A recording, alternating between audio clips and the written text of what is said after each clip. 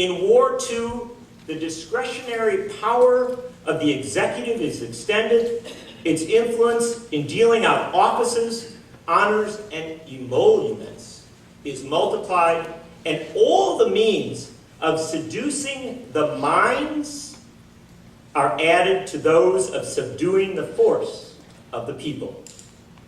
There is also an inequality of fortunes and the opportunities of fraud growing out of a state of war, and for the degeneracy of manners and morals. No nation could preserve its freedom in the midst of continual warfare. The author of our Constitution. Now, I would submit to you that everything that James Madison described as a concern with regard to perpetual warfare has played out over the last 10 years. We have effectively reached the Madisonian moment, and it is one in which it is absolutely appropriate to take this hour and a half to reflect on how we got here and perhaps how we get out of it, because Madison's words were a warning, not a promise, but a warning to a republic that wanted to remain a republic. So let us begin with Eric Foner. Eric is a great historian, and so it's probably appropriate to ask him, how does 9/11 stack up in the scheme of nightmarish or transitional or difficult events for the republic? How seriously has it changed America? How seriously has it affected it, and how does that compare to other such moments in history? Well, John, as you may know, at Columbia I'm used to lecturing in slots of an hour and 15 minutes. So I will try to leave about 15 minutes for the rest of the panel here.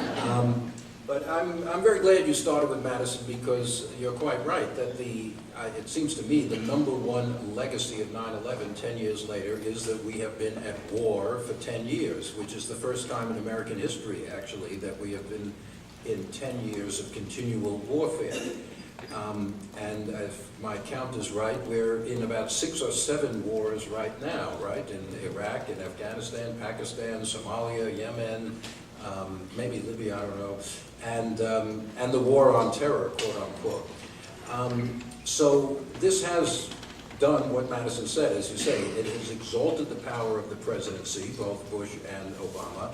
And the other thing Madison said in there, or implied, is that presidents who can't get anything accomplished domestically can seize upon what is called the war power, the hidden power, the latent power of the office through, in the Constitution, being named Commander-in-Chief of the Armed Forces, and basically do whatever they damn well please, and nobody can stop them. When it comes to war, they can do anything they please. When it comes to the domestic affairs, there's all these built-in checks and balances which make it almost impossible to accomplish anything, as we're seeing right at this minute. But I think it's also important to go back and say, you know, there are precedents. 9/11 did not, quote-unquote, change everything. It changed some things. But there were precedents for 9/11 in the sense that we have, of the infringements on civil liberties in wartime, go back to World War I, the arrest of radicals and deportation of aliens, etc. Go back to World War II, the internment of Japanese Americans. Go back to the Civil War and the suspension of habeas corpus. Governments in war seem to find civil liberties an inconvenience. It's much easier to fight a war if you don't have to worry about the civil liberties of your citizenry or other people. Less obvious is the fact that we also have a history of terrorism in this country. This is not the first terrorist attack in America, although if you listen to the news, I know everyone on here except me is a prominent journalist. I will not hold you responsible for the sins of the profession overall. But if you listen to the news then, people think this is the first time in American history. No, it's not. We had the Ku Klux Klan in Reconstruction, a homegrown terrorist organization, which actually, I believe, killed more American citizens than died on September 11th. Not in one day, but over the course of their history in Reconstruction. Anarchists put bombs around in the early 20th century. Indeed, in 1920, the Wall Street bombing killed quite a few people in New York City, not 3,000, but several dozen. How did the society react to terror, domestic terrorism? It did not actually adopt the kind of extreme measures of security and war, etc., that we have seen lately. It is possible to learn some lessons from history. It never repeats itself exactly, of course, but one is to be very, as your introduction, indicates, that we must be very vigilant about our civil liberties in times of war. And since all the other wars in American history had a finite end, but the war on terror seems to have an inertia which will never end, that makes the danger all the greater. Eric Foner. Chris Hayes, you've been, when you haven't been starting your show on MSNBC, you've been finishing a book about institutions in the United States, and about, and I won't try to describe it totally, but one of your themes is their degeneration. The founders established institutions and empowered institutions to check and balance presidents, and particularly in a time of war. Congress, the courts, but also the press, the people, civil society. Give me a sense from your perspective of what institutions did a good job or a tolerable job in this moment, if any, and which ones were particularly egregious or truly failed? Well, I think it would be safe to say that the story of America in the 10 years following 9/11 is largely a story of continued, unceasing cascade of institutional failure. I think that nearly every repository of reputational capital in the entire society has been bankrupted over the last 10 years. Everything from General Motors to Major League Baseball to Wall Street to Congress to newspapers to the presidency. And in fact, this is backed up by the data. That we have some data on this, Pew polls on this, General Social Survey polls on this. So we have historically low levels of public trust in institutions. In terms of institutional performance, I'll say two things. I think most of the institutions performed quite poorly in the wake of 9/11. Congress, I think, actually deserves special opprobrium for its complete, I was going back, I was looking at the research of how many Democrats voted for the Iraq War, and it's really still a stunning thing. That thing passed with more than 70 votes in the Senate. It seems bonkers that that's the case now, but there it is. Obviously, we all know the Patriot Act passed with one lone dissenting vote from John's good friend Russ Feingold. Yes. I think if there was an institution that performed well, at the risk of pandering, I will say that the institution of New York City, I thought, performed remarkably well.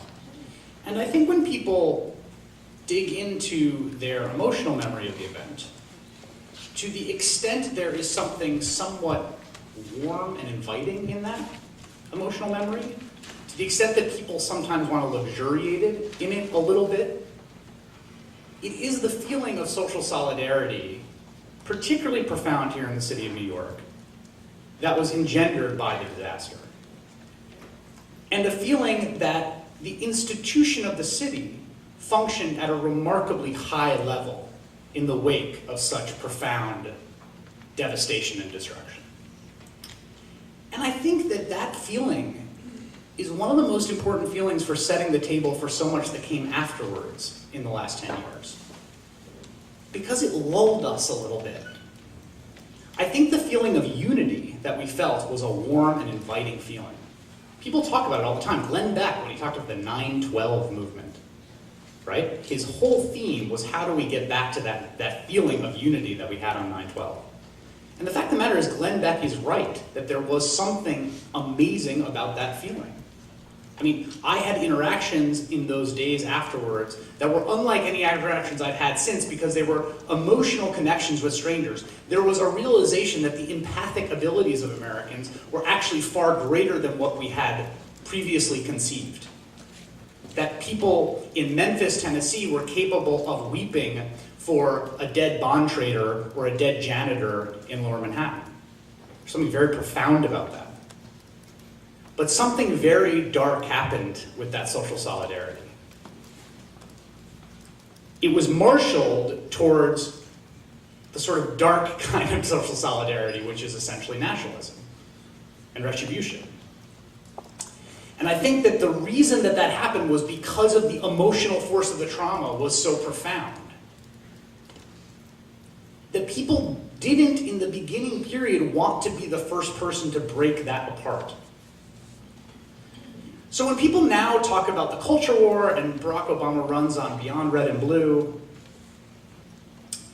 it's all in the context of having collectively experienced this trauma that still sort of emotionally resonates, but the legacy of which is so awful in its particulars, that we've learned to distrust that feeling. Rightly, I think.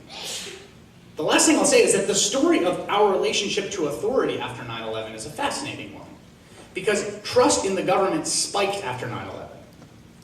President's approval ratings and trust that came out in Pew and the General Social Survey. And that trust has been repaid with betrayal. The trust has been repaid with failure. The trust has been repaid with fraud and war and disaster and crisis and joblessness. Okay. So, what do we do now in the post-trust age? The author of our Constitution. Now, I would submit to you that everything that James Madison described as a concern with regard to perpetual warfare has played out over the last 10 years. We have effectively reached the Madisonian moment. Foner. Eric is a great historian, and so it's probably appropriate to ask him, how does 9/11 stack up in the scheme of nightmarish or transitional or difficult events for the Republic? How seriously has it changed America? How seriously? And it is one in which it is absolutely appropriate to take this hour and a half to reflect on how we got here and perhaps how we get out of it. Because Madison's words were a warning, not a promise, but a warning to a republic that wanted to remain a republic. So let us begin with Eric. In War II, the discretionary power of the executive is extended. Its influence in dealing out offices, honors, and emoluments is multiplied, and all the means of seducing the minds are added to those of subduing the force of the people. There is also an inequality of fortunes and the opportunities of fraud growing out of a state of war, and for the degeneracy of manners and morals. No nation could preserve its freedom in the midst of continual warfare.